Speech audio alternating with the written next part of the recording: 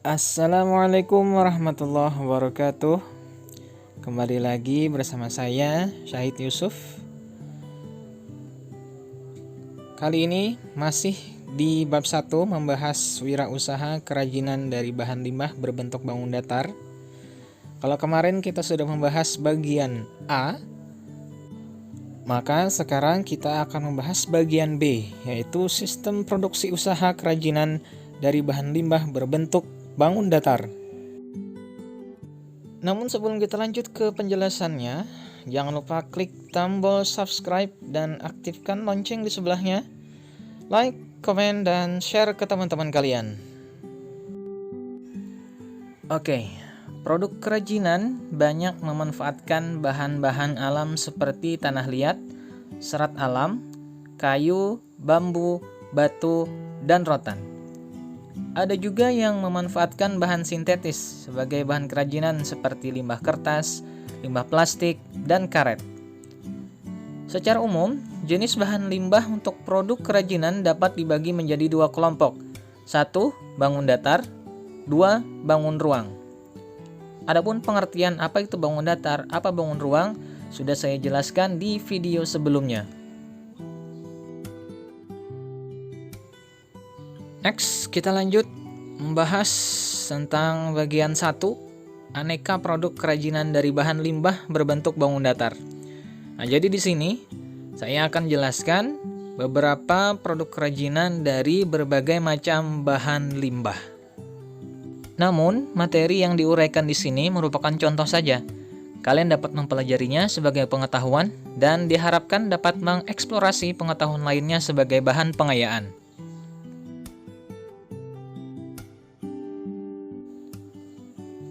Pertama, kerajinan dari limbah kulit jagung. Kulit jagung kerap kali tidak diperhatikan, bahkan dianggap sampah, sehingga biasanya dibuang dan tidak digunakan sama sekali. Sampah kulit jagung bisa menjadi benda kerajinan yang sangat bernilai dan bisa mendatangkan keuntungan. Kerajinan dari limbah kulit jagung ini sangat unik dan menarik. Di slide ini bisa kalian lihat beberapa contoh dari kerajinan limbah kulit jagung seperti bukit bunga, mainan boneka, ataupun tempat tisu. B. Kerajinan dari limbah plastik. Kita tahu bahwa sampah plastik termasuk dalam sampah anorganik yang sangat sulit diurai oleh mikroorganisme. Butuh waktu bertahun-tahun supaya plastik tersebut dapat terurai dan akhirnya menyatu dengan tanah. Oleh karena itu, sebaiknya sampah plastik tersebut dimanfaatkan untuk karya kerajinan.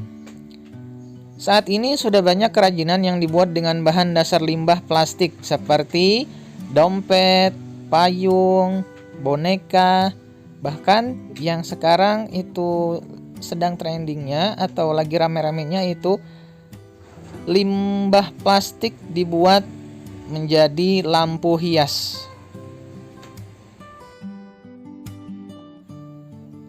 Kerajinan berikutnya yaitu dari limbah daun pelepah pisang. Sebagian besar masyarakat menganggap daun pelepah pisang kering ini adalah sampah yang tidak berguna. Bahkan terkadang daun pelepah hanya dibakar begitu saja karena dianggap sampah yang mengotori kebun. Namun, daun pelepah pisang ini dapat kita jadikan sebagai kerajinan yang indah dan memiliki nilai ekonomi yang tinggi. Kerajinan tangan dari daun pelepah pisang ini sebaiknya menggunakan daun yang berwarna kuning hingga daun yang berwarna coklat dan benar-benar kering. Berikut contohnya di slide ini dapat kalian lihat. Itu seperti lukisan, sendal, ataupun tempat pensil. D. Kerajinan dari limbah kertas. Kertas merupakan bagian dari limbah organik kering. Hal ini karena kertas itu mudah terurai dalam tanah. Meskipun kertas mudah hancur jika terkena air, namun jika digunakan sebagai bahan dasar produk kerajinan, kertas tersebut dapat diolah sedemikian rupa sehingga tidak mudah hancur. Caranya, yaitu dengan menambah kandungan lem atau zat pelindung anti air seperti melamin atau politur, atau vernis dapat pula dengan dilapisi plastik. Limbah kertas dapat digunakan sebagai benda kerajinan dengan berbagai teknik seperti teknik anyaman, teknik sobek, teknik lipat, dan teknik gulung atau pilin. Berbagai karya yang dapat dihasilkan dari limbah kertas antara lain keranjang, vas bunga, sendal, wadah serbaguna, bunga, hiasan dinding, wadah tisu, dan lain-lain. Kerajinan dari limbah kardus. Kardus bekas kadang menjadi sebuah benda yang menumpuk dan memenuhi ruangan sehingga mengganggu sekali akan pemandangan, dan kadang pula dibuang begitu saja di tempat sampah. Saat ini banyak sekali kardus bekas yang ada di lingkungan kita. Itu dikarenakan hampir setiap barang kebutuhan kita sehari-hari menggunakan kardus sebagai pembungkusnya. Nah, bagi seorang yang berjiwa wirausaha, maka alangkah lebih bagus bila kardus tersebut dimanfaatkan menjadi sebuah kerajinan unik dan juga memiliki nilai seni yang sangat tinggi. Di slide kalian itu ada beberapa contoh dari kerajinan limbah kardus seperti bingkai foto, tempat buku atau box file, lampu belajar, dan di sini ada saya berikan contoh kursi. Terus ada yang tanya, wah kursi memang bisa dijadikan dari kardus? Iya, kardus itu bisa dijadikan berbagai macam kerajinan, kursi, meja, lemari, dan sebagainya. Terus bagaimana dengan kualitasnya? Sama, tidak kalah dengan kursi ataupun meja yang seperti umumnya. Bahkan kursi dan meja yang terbuat dari kardus ini pasarnya sudah merambah ke pasar ekspor atau internasional. Oke, next. Kita membahas tentang manfaat-manfaat kerajinan dari bahan limbah berbentuk bangun datar. Manfaat produk kerajinan dari bahan limbah berbentuk bangun datar dapat dibedakan menjadi dua, yaitu manfaat produk kerajinan sebagai benda pakai dan manfaat produk kerajinan sebagai benda hias. Oke, kita bahas satu-satu. Pertama, sebagai benda pakai. Produk kerajinan dibuat mengutamakan fungsinya. Jadi, kerajinan ini dibuat itu fungsinya sebagai benda pakai. Adapun nilai keindahannya itu hanya sebagai pelengkap saja. Manfaat yang kedua yaitu sebagai benda hias. Produk kerajinan sebagai benda hias meliputi segala bentuk kerajinan yang dibuat dengan tujuan untuk dipajang atau digunakan sebagai hiasan saja. Jadi fungsi sebagai benda pakainya itu tidak terlalu, lebih banyak sebagai hiasan saja. Selanjutnya, perencanaan produksi kerajinan dari bahan limbah berbentuk bangun datar. Perencanaan produk kerajinan harus memperhatikan adanya unsur estetika dan unsur ergonomis. Apa itu unsur estetika? Unsur estetika sering kita kenal dengan istilah keindahan.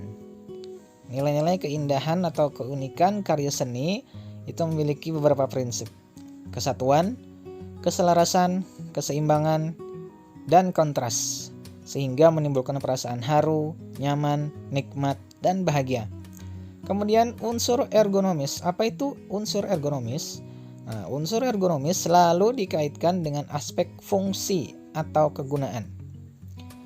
Adapun unsur ergonomis karya kerajinan adalah keamanan, kenyamanan, dan keluasan. Next, proses produksi kerajinan dari bahan limbah berbentuk bangun datar. Dalam proses produksi kerajinan, seorang pengrajin haruslah memperhatikan 3 hal berikut: fungsi, bentuk, dan bahan. Pertama, fungsi. Dalam pembuatan produk kerajinan, seorang pengrajin harus mampu menghubungkan bentuk dengan fungsi, sehingga Karya yang dihasilkan dapat memenuhi fungsinya, sementara bentuknya pun tetap indah. Dalam pembuatan suatu produk, aspek kenyamanan juga haruslah dipertimbangkan. Yang kedua adalah bentuk. Yang dimaksud bentuk adalah wujud fisik. Bentuk ini selalu bergantung pada sentuhan keindahan. Karena itu pula pengrajin harus menguasai unsur-unsur seni seperti garis, tekstur, warna, ruang, dan sebagainya. Selain itu, seorang pengrajin juga harus menguasai prinsip-prinsip seni seperti irama, keseimbangan, kesatuan, harmonisasi, kontras, dan sebagainya. Terakhir, yaitu bahan. Pengetahuan, pemahaman, dan penguasaan terhadap bahan juga harus dimiliki oleh seorang pengrajin. Karena dengan adanya pemahaman terhadap bahan, ia akan mampu menemukan teknik pengolahannya. Dan dengan teknik yang tepat pula akan dihasilkan sebuah karya seni yang optimal. Karena setiap bahan mempunyai karakteristik yang berbeda-beda. Oke, itu tadi penjelasan ataupun pemaparan materi prakarya dan kewirausahaan di bab 1 untuk bagian B, sistem produksi usaha kerajinan dari bahan limbah berbentuk bangun datar. Sampai jumpa di video berikutnya.